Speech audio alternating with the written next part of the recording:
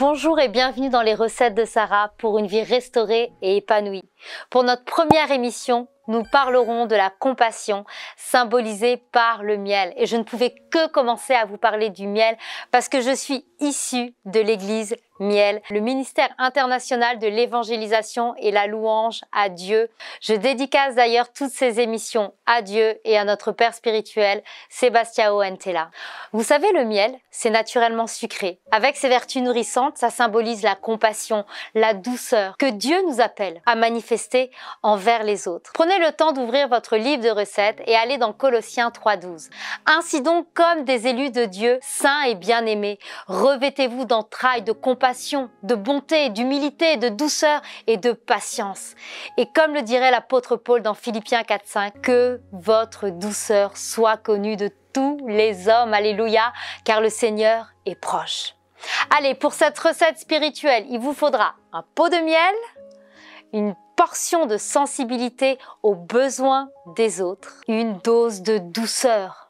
Pour cela, ce que je vous conseille, chaque jour, cherchez des occasions de montrer de la compassion envers ceux qui sont dans le besoin et qui traversent des difficultés. Soyez attentifs aux besoins des autres. Soyez doux et compatissants dans vos paroles et vos actions. Vous savez, parfois les actions parlent plus que les mots. Et ça reflète l'amour du Christ. Et priez pour que Dieu vous donne un cœur sensible aux besoins des autres, vous permettant de discerner toutes choses et la capacité d'être un instrument de sa compassion.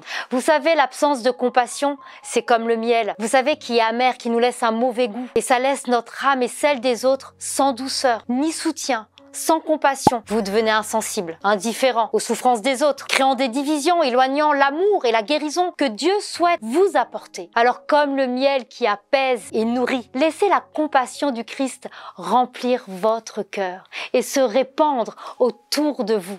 Soyez une source de bénédiction et d'amour. Et en cultivant la compassion, nous imitons la nature de Dieu qui est aimant et miséricordieux. Soyez un exemple de douceur et de compassion dans votre entourage. La compassion en Christ.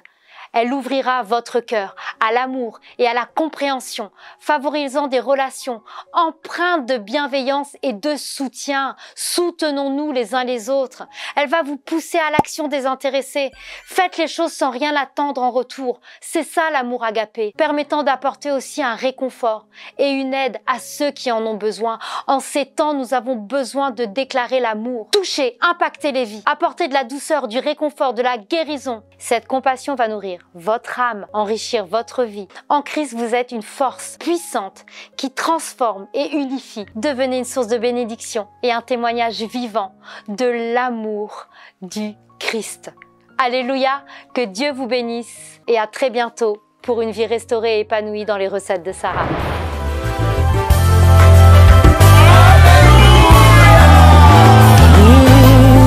Le monde attend de nous un signe,